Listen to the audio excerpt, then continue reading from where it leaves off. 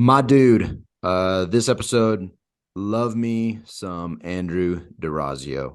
He's a Storehouse Mastermind member. We've known him for a few years before that, just through real estate. He's a vet, Army guy, Westpoint grad, which please don't stop listening right now. Right. For Yeah. our Keep on, listeners that keep are on just trying to going. say that, just keep on listening.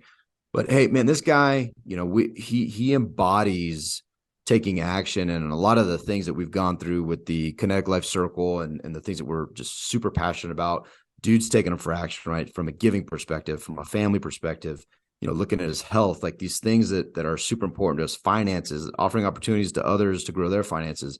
I mean, just so many things he's doing that are just super inspiring, and not the least of which is creating opportunities to give housing and security for refugees coming to this country. Man, I just could not be more proud of Andrew. Could not be more proud of calling him a friend, and just super stoked. So you will love this episode. Yeah, for sure, man. One other thing we talk about is friends, and he dives into something that's very rare these days. And so listen for that and see how you can kind of take some opportunity and be intentional with the friends in your life. So go listen. This one's a good one. See ya. Yep. You're listening to Filling the Storehouse podcast. I'm David. And I'm Stuart, and we want to walk with you on the journey to living the abundant life through faith, family, and freedom. Our goal is to refine our why while helping you find yours. Together, achieve our best and highest purpose. In the end, we'll drive each other to intentionally fill our storehouse. Man, you're in your 40s. These are the top earning years of your life. It's time to hustle and grind. It's time to build wealth and create financial freedom for our families. This was my mindset until one day I woke up and had an epiphany. I asked myself, what's this all for? What's this all for if I have all this wealth, but I don't have a relationship with my spouse? If I don't have a relationship with my kids and they see me as just the dad with a cell phone in front of my face? You see, the problem with being in our 40s and being the top earning years of our life is this is the exact same time period that our kids and our spouse need us the most. These are the years that our kids need us to help grow and mentor them into becoming a teen and into early adulthood. And if we're not careful with our spouses, it's just going to turn into resentment, regret, and divorce. So I had to redefine what success looked like. I had to change how I show up at home. I'm doing this with a group of men in the Storehouse Mastermind that are on that same journey. We come together every quarter for 3 days of a retreat called the Kinetic Men Retreat, and we redefine what success looks like. The next one's May 1st through the 3rd in Empire, Colorado, at a beautiful location up in the mountains, and we want you to come and join us. Come join a group of men that want to be the best husbands, best fathers, and best friends that we can possibly be. Go to storehouse310.com/events to learn more, take action, and come join us. We'll see you there. Go Navy. Beat Army. I I'm just had to talking about. start that podcast this way. I just had to. Just Get like on in a my good foot. like DNA that I had to start the podcast this way. You know what's funny? It's not funny that we're clearing out my grandma's house, but we found a copy of the movie Annapolis there, and it said She's it's a the cover. closet. Yeah, She's a closet like Naval Academy lover. it Nice. said 50,000 apply, 1,200 get Oh, accepted, only the best survive. It said. That's right, that's dude. so good. That's That's right. right, man. That's right. That's I got a true. good chuckle out of that. This is my and I said it the other day because somebody was not familiar with the Naval Academy or West Point necessarily. They're just kind of asking questions, and I couldn't resist, man. It's my favorite. I mean, I think it's my favorite joke is, and I asked, well, what all Naval Academy and West Point grads have in common, and she's like, no. And I said, well, we all got accepted to West Point. And she was like, oh. This is my favorite, man. It's my favorite. Anyway, Andrew. That great joke way to usually start. takes Army guys a second to figure out. Yeah. They're like, yeah, of course we all got to accept to West Point. I'm like, yeah, let it sink in. There you go. Oh. Oh. Hey man, that's not funny. It's good. Well, hey, this is guest appearance number 2 on Filling the Storehouse podcast for good old Andrew Dorazio. Welcome, man.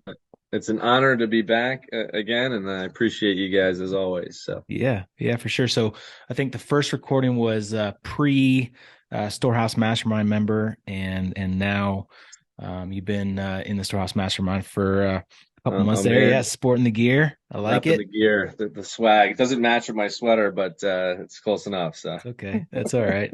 Um, but hey, so for our audience, for our listeners who possibly didn't hear round one, if you could just give us a little bit of background about who you are and what you do. sure, sure.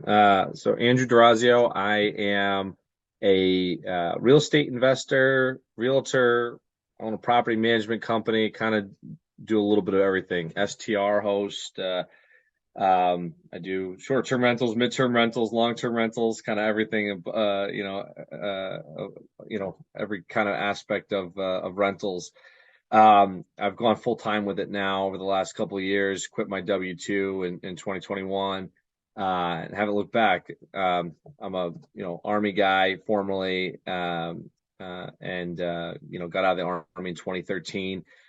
Was working Big Four consulting for about 8 years or so, and just doing real estate on the side since like 2008 ish. Kind of just built my way up and enabled myself some runway to quit my W-2 and follow kind of my passion. And there's days, of course, where it's I question whether it was the best decision in my life, but I would say by and large it's the best thing I ever did. And I get to spend more time with my family and more time with my friends. And I guess most importantly, I'm a husband and a dad, and I got two great kids, and they're 3 and 2, and just trying to hustle hard every day, and leave something good for my kids in the world. So. Well, and you didn't mention you also are a children's book author. So Yeah. yeah, there's a Fair couple enough. books Yeah, out there. I've written, I did not do any of the hard parts of the book, like the illustrations. Those were done by some dear friends of mine from elementary school. But I did write 2 children's book, Baby's First Business Book and Baby's First Real Estate Book. And I think I got banned from a realtor group the other day because I posted it in the group to say, for all the new realtors out there, this is good content for you. And I think some maybe some Marines that took it offensively. So, Oh, that's good. but yeah, that's probably the fun side of my real estate business has been writing those 2 books and seeing the reaction from people. So That's great. That's great. And yeah, just for those listening, we give the Storehouse members a choice of what hat they want. Andrew Dorazio chose the navy blue hat. So I just want to highlight that.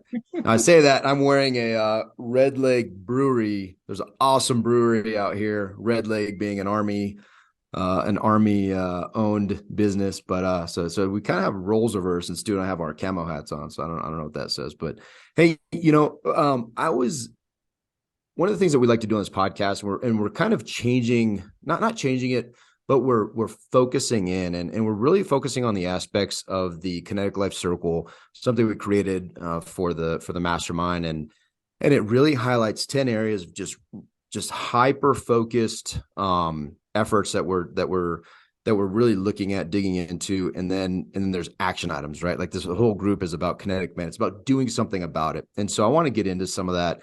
But one of the things that you talked about recently that was completely intriguing to me, that we were like, hey man, we got to get you back on the show to talk about this, was and I kind of labeled it as giving of your gifts and finding opportunities where you could help serve and continue to bless others. But you told us a story, and I'd love you to go into it, about your desire to help some of the refugees, the Afghani and the Ukrainian refugees that you were seeing that were just having a hard time locking down housing, and they come to this country and they have nothing, right?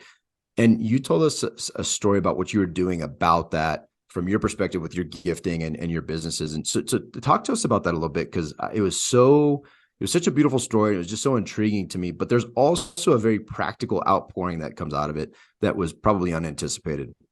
Yeah. So, it's funny. It started with, I was still working at Ernst & Young. I was on the tail end of my time there.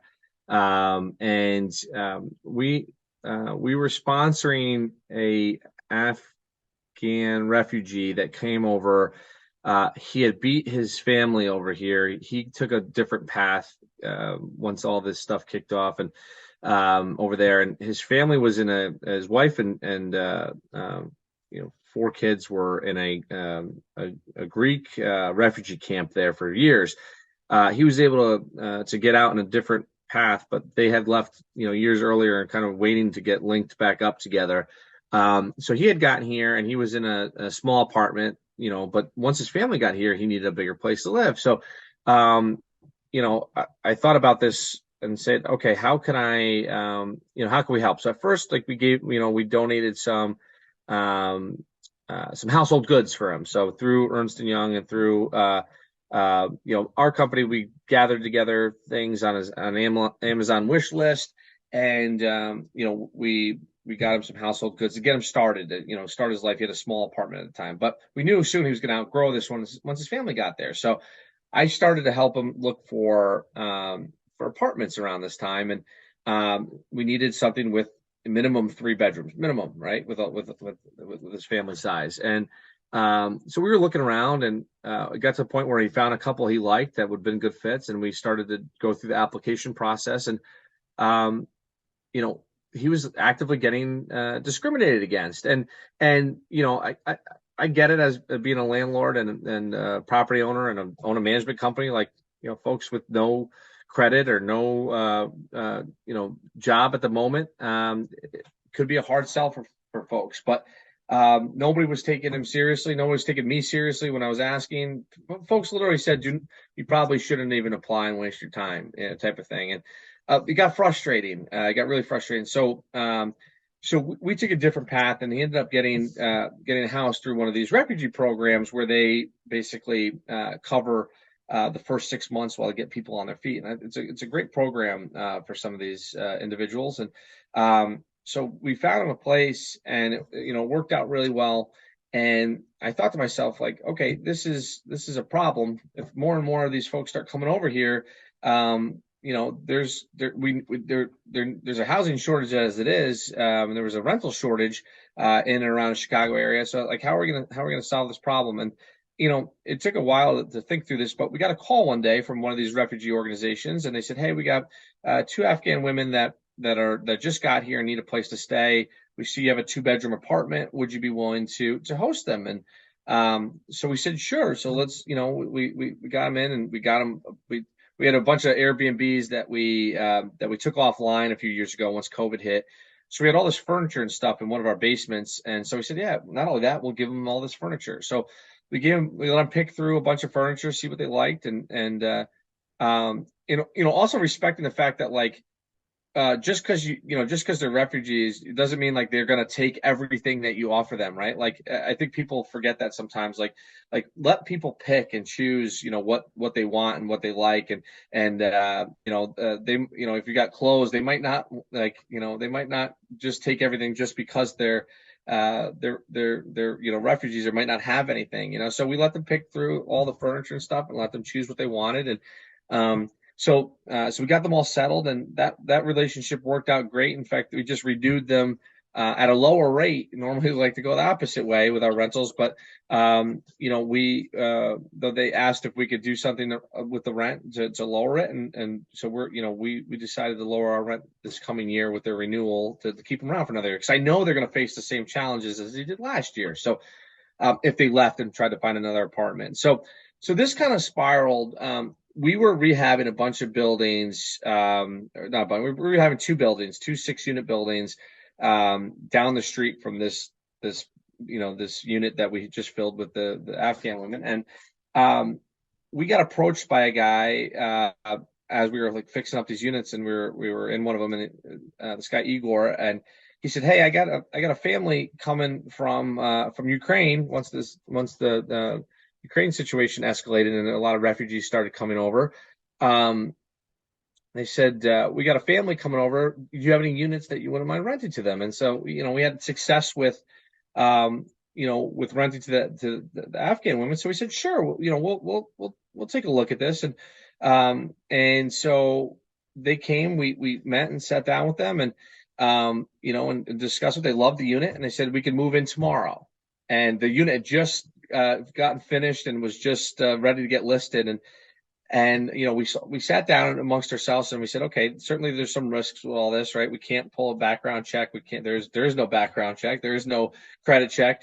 They don't have a U.S. bank account yet, but they had cash. And so we thought about this and we said, okay, let's theoretically go out on a limb here and accept these folks. We have been through a bunch of evictions over the last couple of years. We know how hard that stuff is, right? So we started in the last couple of years. We started taking screening tenants like very seriously. So this was like a interesting situation that we found ourselves in, but we had seen the success it had had on these other folks' lives, and we said, okay, let's take a shot at this. And so we brought one family in, and Igor came back to us, 2 days later and said, hey, I got another family coming. Could 3R get filled with them? And we said, sure, let's try it. They moved in the next day, and then this process repeated itself over the last, every 3 months, we were finishing another 2 or 3 units. We haven't listed a single unit. We have 2 buildings now that are 80% occupied with Ukrainian refugees. And, the byproduct of all this, as we talked about, earlier, was these are by light years best tenants that we've had. They keep their units clean. If we need to get an inspector in the buildings or whatever, they're always accommodating. They always help us. We've got our translator apps going on our phones now, so we're talking to them and they're trying our best to communicate in their language. And the buildings happen to be in Ukrainian Village in Chicago, which it's great that they're surrounded by a network of their own people from their own country. And and it doesn't hurt, like I said, that they're some of the best tenants we have. They're tracking us down every month to pay us our rent, and they're hardworking, and they're just great all around people. And we got really lucky in this situation. And we realized after I use air quotes here, taking a risk on them, but it ended up being not a risk at all. It ended up working out really well for us, and we're trying to do more and more of this. In fact, if we have units that come in vacant, our first stop now is to call the refugee organizations to see if there's more people that are in need to fill some of these units, because I think it's a win-win for all of us, right? Keep our units filled. I just will caveat, we own a property management company, right? And we don't do this for the buildings that we don't own, right? So we only do this for buildings that we own. If there is an inherent risk with all this, we wanted to absorb it ourselves. But so far there's been no risk at all. And knock on wood, everything's worked out great. And some of the best people are living in our buildings now, and happy to have been able to do something about this problem and give a little bit back here. Dude, I love that, man. That's such a good story, and it just really, dude, I'm proud of you, man. I'm proud of you for what you did, and just the decision that you made to, at the time, felt risky, but honestly, it's been a blessing. And you said that we've been lucky, and I don't think that's luck at all. I honestly don't. I think that is something that God put in front of you to give you a path, and you chose to take it. Sure. And then there's been blessings that have come from that. Sure.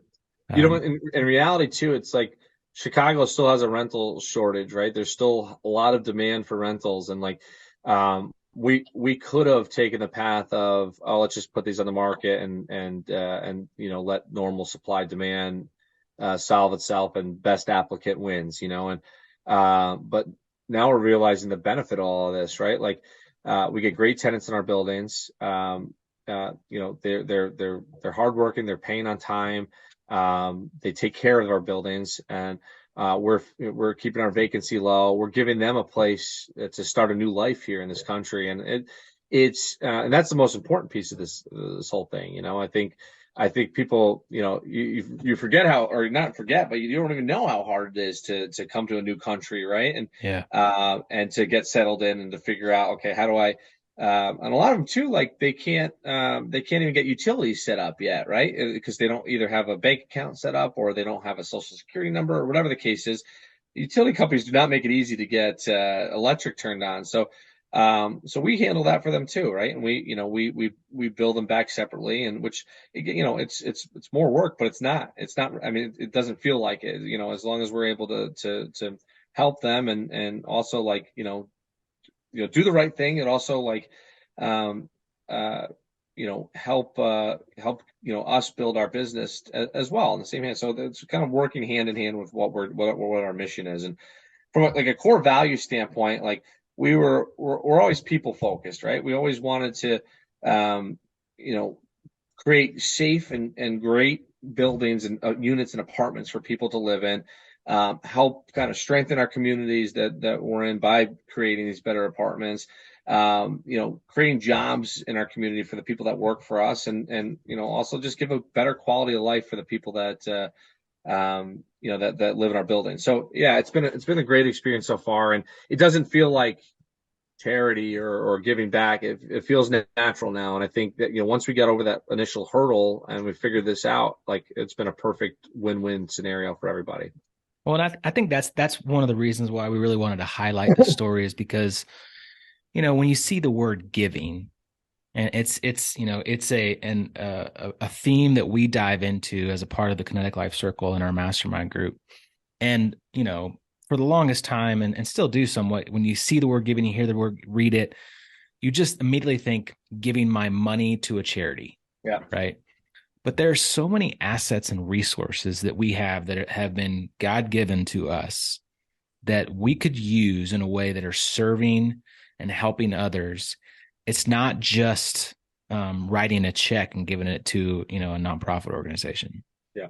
And we go through this exercise in the mastermind where, like, we do a deep dive on that, and, like, what do you have? What resources do you have? What assets do you have? From all realms of what's been given to you, with your time, your money, your resources, your assets, your knowledge. Like, what can you do to serve others and give back in a way that's meaningful to them? And what you've done with this is amazing, man. Like, and that's exactly what you've done. You've taken your assets, your resources that you have, and you've taken a little bit of risk at first with this giving heart, with this giving mindset, and you've poured into other people's lives. That's made a huge impact for them. And in turn, it's come full circle back to you. It's right? Helping our business grow. Yeah. We used to do some social responsibility work at my prior job, right? And they always used to say, like, oh, okay, giving back is also good for business, right? And it does come through, and it's you're right though. I mean, we looked at what resources we had available to us, right? And sure, I used to, for years, just give money to things, right? It was the easy button for me, and you get some dopamine hit or some feeling of satisfaction, and but it's not as it doesn't feel as impactful as doing something like this, in my opinion. And now it's just it's a full part of our business now. It's not even like this isn't even, like I said, it's not even our our charity work that we do, because it's not. It's now ingrained in our business. We donate household goods to the local VA that helps veterans get off the street. Like, that's our charity stuff. This is now a core part of our business, and so that's what I like about it, is how, like, we've all changed as a group, and how we view things. And we just onboarded, or about to onboard, a new tool that, like, is a really intensive, like, background check type of thing. And we got burned with a con artist in one of our units, and we said never again. And it goes into, like, it does some forensic accounting on their bank accounts and stuff. And we had a long chat last night about this, and how we would treat this with our refugee tenants, and we're not. It's not going to be applicable for them necessarily, because they don't have credit, they don't have a bank account yet, and so we're going to continue keeping that a separate process in our business. And so far it's worked out really well for us. And sometimes this business, I lose sleep over things, but this is one of those areas that helps me sleep at night, but yeah, and if it's it's like I said, it's a win-win-win for everybody. Communities, benefit from it. We benefit from it, and of course the refugees benefit from it as well. So Yeah, man. And, I really, I love one of the things I love about these exercises with, Stu kind of walked through looking at how we can give that's kind of a double-edged exercise, right? Because it also forces you to take an assessment of where you're gifted and skilled. And I think a lot of us don't do that. I think a lot of us don't actually put any time into, writing down. I believe these areas are where I am naturally gifted and blessed and skilled. And with that, there's can also be an outpouring of gratitude when you actually realize, wow, God has blessed me. Like, when I look at Stu and I'm like, well, God has blessed me to be the good looking one in our group so that like I could be the face of our organization, right? Like that, like it's things like that. Questionable. Yeah, it is I agree with you there. It's very questionable. But like this morning, for example, I've never done this before. Actually, I think I've done the opposite many, many times. But this morning I was making breakfast for my kids. I do this every morning. I was making them like, I mean, I had like a breakfast thing going, right? Like it was like a la carte. Like, yeah, like one kid wanted these pumpkin chocolate chip pancakes that are delicious. So I'm making him on the griddle. And then I was making my other kid was like, hey, I want waffle, I want some crepes. I had some leftover batter for each. So I'm making crepes on the side for this one. And I stopped and I said, you know what? I'm a pretty good dad. Can I send my kids over to your house for breakfast? Absolutely, dude. Absolutely. My kids get Rice Krispies, and that's about yeah, it. no. My kids, they get cereal when they choose cereal, but it's typically something homemade. But I enjoy it, and I stopped for a moment and I said, you know what? I'm a pretty good dad. Like these kids are getting a delicious meal. We're spending time together. I'm enjoying cooking this. And we do this every morning, and not that every morning, like my house is chaos. My boys are little turds a lot of the times, like, but they never leave the house with an empty stomach, and it's never a stomach that's full of, it's typically full of something homemade, right? Sure. That I put love into. But my point to that is I have not reflected in the past. I usually beat myself up. I shouldn't have yelled at the kids. I did this thing wrong. I'm a terrible dad because of X, Y, Z. I very rarely say, you know what? I'm a good dad, dude. Like I'm a good dad. And I think the assessment into our gifts allows us also to do that and stop beating ourselves up and telling ourselves this narrative and be more gracious with ourselves. And so that kind of, I want to use that as a segue as well. Cause dude, you've been in this mastermind group and your growth and some of the things that not only your growth, but you have inspired, now I think about devices and your head pops into my mind when I think about how I'm going to manage devices for my kids, for example, because of things that you've done, right? And things that you've said, the family time thing, even the conversation we had about the cell phone before we started really recording, all those things are very intentional and you've taken action on them. And so I want to applaud you, one, but I'd love for you to highlight some of these things that have been super impactful to you, specifically on the family front, because I want people to see that you can have a successful veteran who takes risks and was nervous about leaving his W-2, and there's all these things, but you can actually do something about it and find success in business, in the home, and quite frankly, have it all. Sure. Yeah, and that was kind of the driver why I gravitated towards your group here, right? I want to improve and I want to continuously improve, but not just in one part of my life, right? I feel like sometimes you take strides in one area, say your business, and but the consequence of that can be less family time, so that might suffer. Your marriage might suffer. Your kids might suffer to some degree, and I say suffer is relative, right? But I gravitated towards your group because A, I like you guys a lot, and B, not just because you're handsome, Goody, but also Stu's hair is better Questionable. than yours too. So we're True we're clear.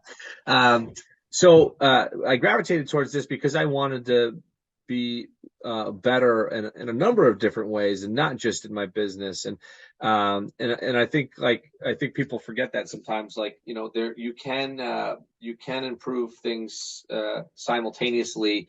Yeah, and so one of the key areas that I wanted to get better at was my presence, right? And it's always a work in progress. I unfortunately have in a business that pulls me in a lot of directions at weird times of day, right?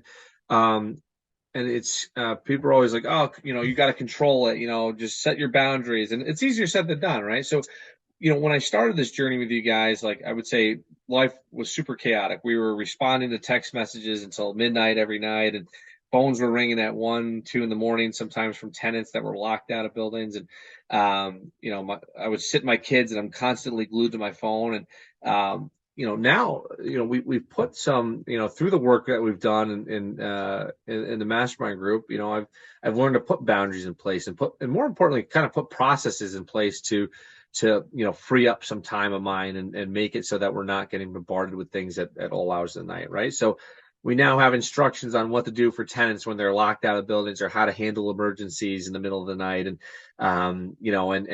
we've trained them. I say trained, but for a while, like, the guy working for us was responding to things at all hours of the night, and that was his style of working, which, I don't want to take that away from anybody, but what we realized is the more responsive we were at 8, 9, 10 o'clock at night, the more people were getting home from work and texting us at all hours of the night, and because they knew they were going to get a response. So we started to build in some of that, that training with them to not respond to the next day, especially if it was not an emergency, right? And and through our, like, less responsiveness at those hours for non-emergencies, we started to get less and less calls.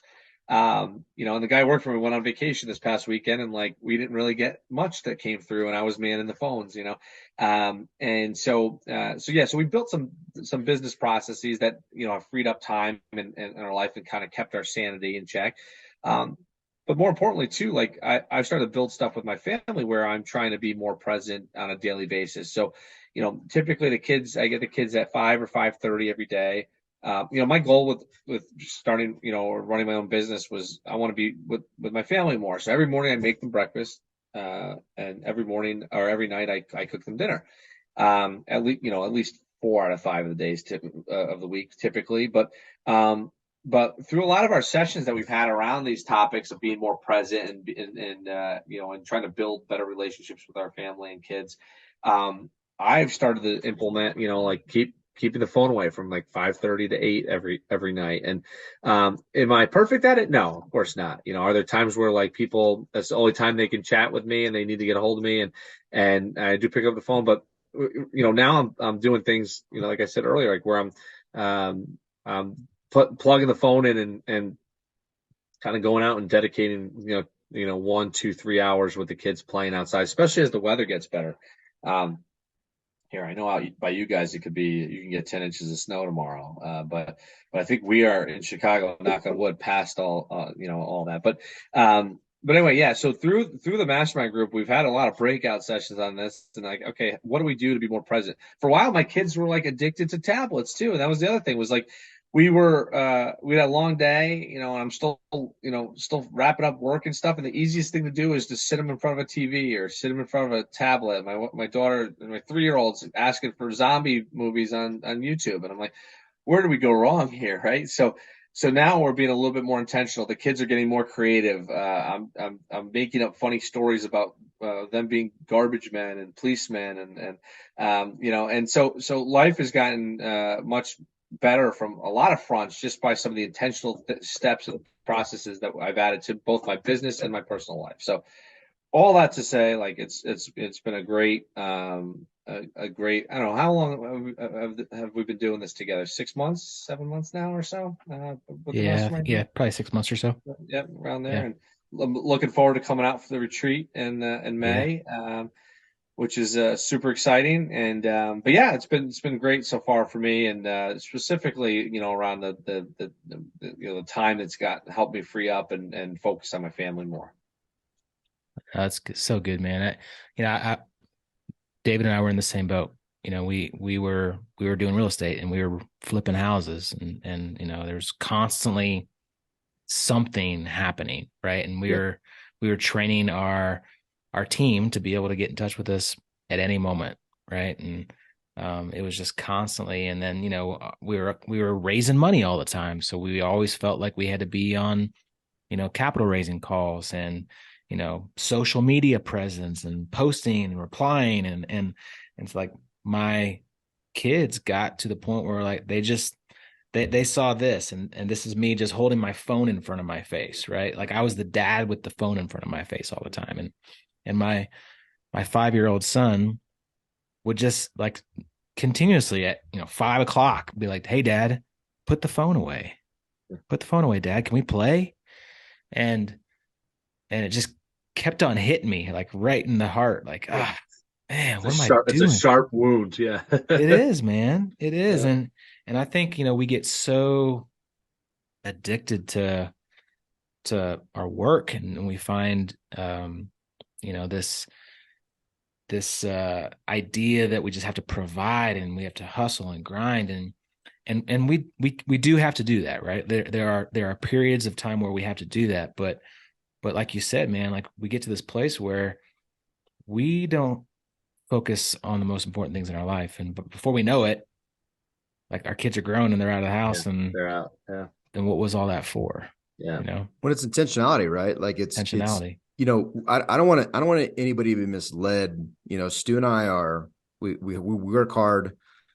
Andrew works hard. Yeah. I don't think getting rid of your phone is a smart or wise life choice to run businesses and stay in touch. Quite frankly, it can be an amazing tool for connection, right? Yep. If used intentionally. And I also want to be clear, one of the things that we're passionate about is business. We are entrepreneurs. We love business. We love the opportunity to build a business that can help refugees. We love the opportunity to build a business that gives 10% to these causes. If the business makes no money, then you give no 10%, right? Correct. Like a zero is zero.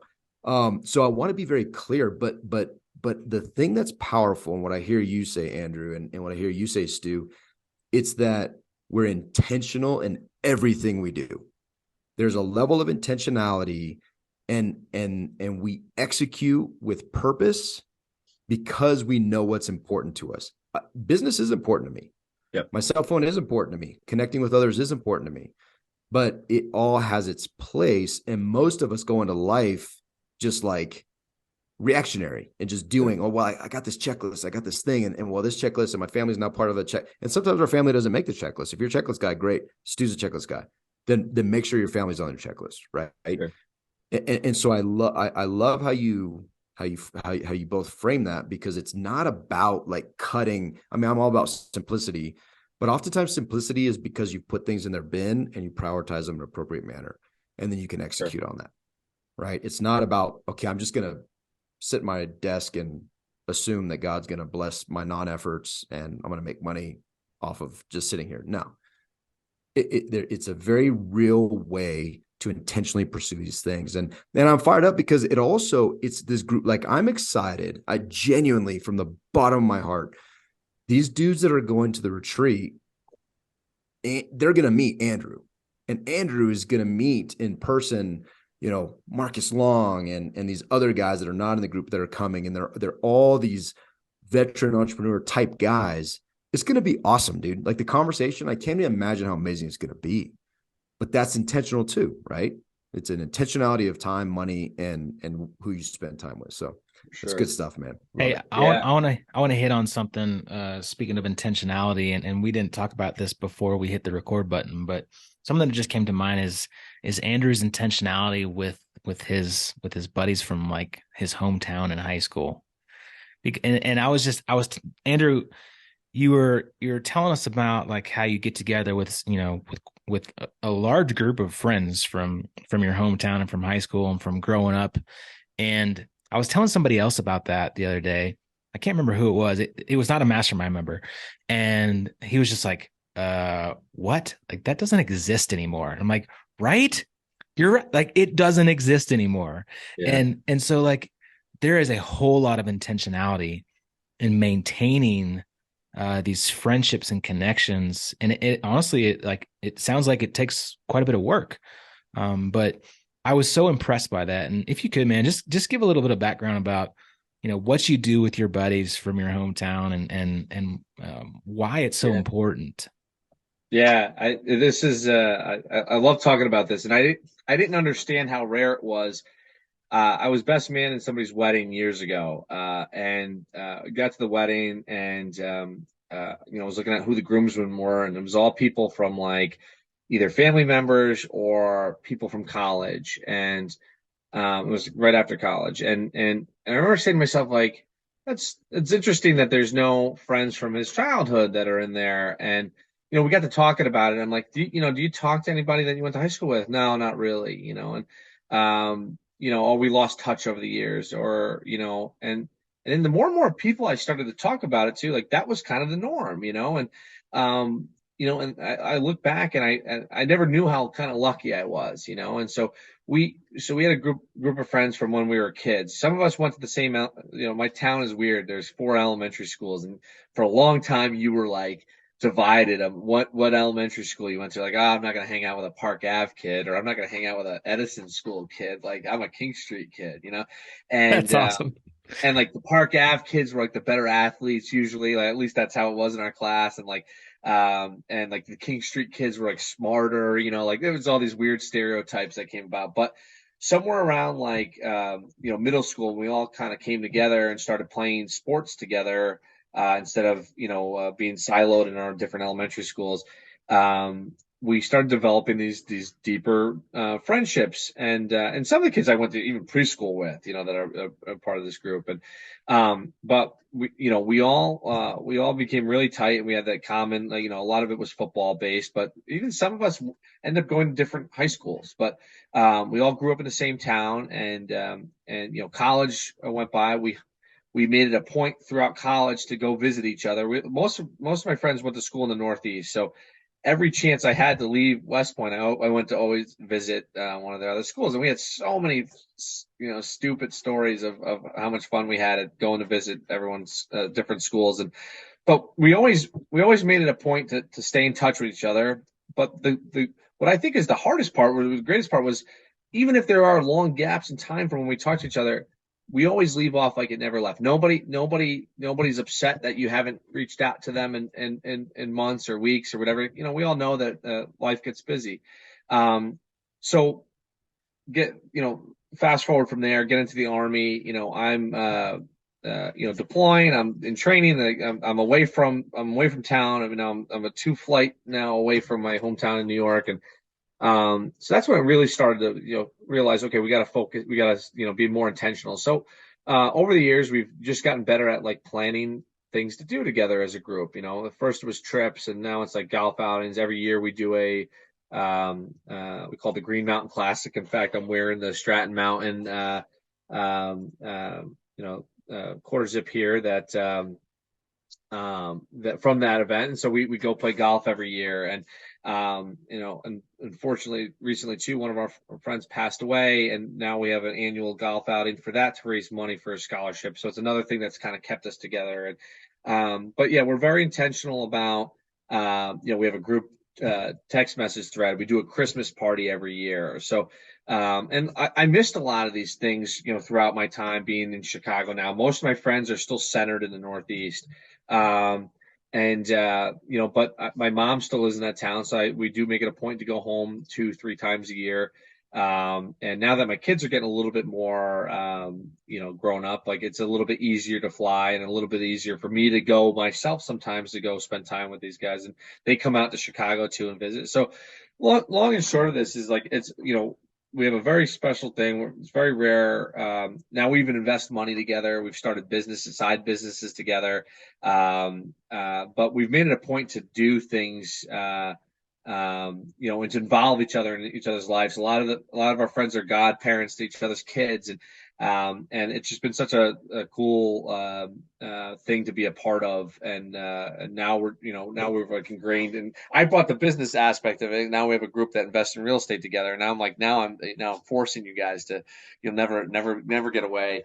What I saw too is my brother. I have a brother in his 50s, and he moved like 45 minutes north of where we grew up, and And I used to ask him like, hey, do you still hang out with your friends that you grew up with? And he goes, I live like 5 minutes from like three of my friends, and I see them, maybe once every 2, 3 years, and to me, that's, just lack of, I don't want to say lack of intentionality, but it's, if you want something to work, you got to put work into it, and so I think that's what separates us is, I called one of my friends on Friday, and they were out playing golf together, three of my best friends, and so they purposefully, like, do these, and there's a lot of them have kids and wives, but we make it a point to keep the group together, and that's kind of the gist of it. But yeah, very very big part of my life, and yeah, I'm very lucky to have that, and which I know not a lot of people do. So Yeah, man, I love that, and that was a big part of our driver for starting the mastermind. It was really the creating the environment for dudes to come together, to put things aside and meet other amazing dudes and like hang out and have fun, right? Like just to recreate, not even recreate, sometimes to create exactly what you're talking about. You have, because I do think it is extremely, extremely rare. yeah, And it's such a, I think we were, kind of to your point, is we're created to be in this type of fellowship, in these types of environments where we're not like, I mean, I think the American dream, a lot of it is the American lie. Like, I'm just being honest, the American lie, in the sense that, I'm an individual and it's all about me. And I'm, if it's going to be, it's all about me and pull myself up by my bootstraps. No, man, like it just doesn't really. And if you're honest with yourself, it doesn't work that way. You're in real estate. yeah, If it's all about you, I mean, how does it work if you don't have any tenants? yeah. It's kind of hard to run a Not real very estate good. business. Yeah, Yeah, it not doesn't very work out well. very well, right? Like if you don't have any tenants, so Yeah, it's not even the base level of our businesses are completely reliant on other people. yeah, And we just sometimes forget, and it's so basic and it's so obvious. And that's why that lie, I think, is so strong, because it's so wrong, right? It just is so false. And you guys have found a way to keep that friendship going. And dude, I love it. It's inspirational. And I think, as we continue to grow this mastermind, there's more opportunities for dudes to, and those groups will naturally, splinter off, and some guys will, whether it's local or they just have connections, it'll be an opportunity for them to grow in that way, which is sure. inspiration. Because if you think about it, man, like when you're talking about that, I'm like, oh man, that's awesome. Like nobody wants to be alone. Like nobody Yeah, wants to not have any friends and not do like dope stuff with, right? Like, oh, I just want to do a bunch of cool things by myself. Oh sure. man, like, That's no it's just not fun. the way it Yeah. works. It's funny. I was looking. It's my mom's birthday today, and I was looking through my phone for pictures of my mom and my kids. So I did a search on my phone of my hometown, because I would have taken those photos there. And but most of the photos that popped up were from like my friend's stuff, and and we had a Christmas dinner at this restaurant, and we took a picture as a group together. And like, if you look at everyone's faces, like genuinely, like everybody looks like they're having the best time of their life, right? And like, and the great thing is like as you get older, like you don't make as many fun stories as you did when you're growing up, right? But what we don't make any, we don't do anything crazy anymore either. But we sit there and we tell stories about the stuff we did in the past, and it's fun and it's exciting. And like, and I looked at my face and I said, I'm genuinely like, like happy with these people. And that's my group from back home, and I also have my group from school, and my mastermind group here, and my Chicago group. And like, it's important to have a little bit of diversity there, right? And especially if you've never left your hometown, or if you never, to branch out and make other friends outside of where you grew up. But we've been lucky that like everyone, I'm the only one that really went as far away as I did. Most of my friends are within an hour of each other, and but even that, like I said, takes work, right? Like you could be 5 minutes from somebody and not spend any time with them. So, so it's really great. It's really, it's, really good, bless. And, the other thing too is like those, 11 other guys, like I know, and it's the same with our group here. Like there's no judgment ever, right? Like I know that I come to that group with problems, and everyone's going to try to help me in some way if I need help, and like, and that's one of the beautiful things about it. So yeah, it's been awesome. It's been an awesome ride with these guys. So It's rad, man. It's interesting you brought up this idea of just like everyone just being happy and being in a place of joy when you're in community. And we mentioned this on a webinar we did, and I think we've mentioned it in the group too. But there was like a no kidding like 85-year Harvard study that was done to find out like what brings joy to people's lives, and they just continuously ask these people about happiness and joy, and the one thing that was the most common out of anything was just this idea of meaningful relationships and being in community. It wasn't wealth, it wasn't your material things, it wasn't even your health. It was just the people that you surround yourself and being in community and being in relationships with other people and having friends, sure, right? yeah. And I think a lot of us in this business world and entrepreneur world and just like men, I think men in general, as we continue to get older in age, like our friends start to decrease over time. It gets lonely. Yeah. It gets lonely. It gets lonely. And there's a saying in the military that says it gets lonely at the top, right? As you continue to gain rank, your friends start to decrease. And it's an interesting thing that happens, and I think we have to be intentional about Sure. taking action and maintaining those friendships. Agreed. Yeah, and I would say business in general too. Like especially if you're a solopreneur or a real estate investor, or some of these things where sure that it's a team sport, but like you spend a lot of time by yourself to a degree, and I don't have much joy if I'm not working with a team, right? So like I had to figure out how to surround myself, more constantly, because if I'm just sitting in my basement and not talking to anybody or not interacting with people, like not just over the phone or like this, but like I that doesn't bring me a lot of joy. So I need to get out and meet and talk with people, and so that's it's super important and certainly one of the big like I think a lot of people burn out in business because they get lonely, and there's not a they don't have a support network to talk about their problems with, or other like I think about it like my wife works for the government, and like a lot of problems I have she can't relate to, right? Because like it's not we live different work lives, and but yeah, it definitely gets lonely, and and it's good to have a tribe like we do, and where you get social interaction and talk about issues and problems, and in a no judgment zone where you could be vulnerable and be open about your problems and how to get over it. One of the big things that I've faced over the years, and I've talked to you guys about this a number of times, is like my ability to put myself out there, right? And like and share with the world what I'm doing, because I always feel like I'm going to get judged, or I feel like I'm going to someone's going to say, oh, this guy's a hack, or this guy doesn't know what he's talking about, or whatever. And so for whatever that I had in me for so many years, it's true or not true, like you guys have helped me kind of come out of my shell on that front too, and realize, okay, like, there is something that I can provide to others, and I need to share that, right? So that's another thing that this group and this mastermind has helped me with, and it's a case in point, like just the amount of people that have come out and started to invest in things that I've put together over the last 6 months, just from this group alone has been tremendous. So anyway, yeah, all this to be said, like it's great to surround yourself with great people, and yeah, does wonders for your mental health and well-being, for sure. Well, dude, I am proud to call you a friend, my man, and same, guys, same. I can't wait to give you some hugs and some butt slaps in May when you come to our retreat. There's gonna be a lot. This has been like 5+ years in the making, Stu. Because I remember, I think I reached out to you like in 2016 or 2017, maybe 2018. There's some random Facebook group called the Military Investor or something, and I was like, who is this guy that's posting all the time?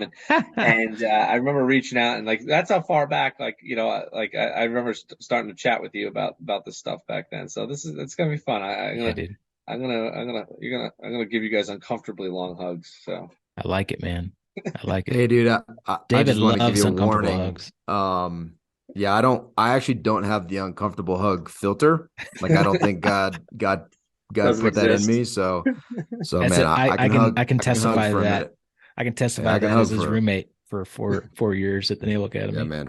Yeah, there's not a level that I think we're gonna reach that makes me uncomfortable. But hey, Sure. man, I just want to thank you so much, Andrew, for your time, dude. It's funny as you guys were talking, I was like, man, I've actually never physically in person met Andrew. Like, I feel like I know you so well, and we've have our weekly calls, and so it's just gonna add a level of. That's one thing that I love about these retreats, man. And we say it, we kind of joke about, but if you're honest, it's true, right? Like that when you get to see somebody in person and you can hug, like it's just a different level of connection. And so I love these retreats for when guys in the mastermind that I've not personally met, Yeah.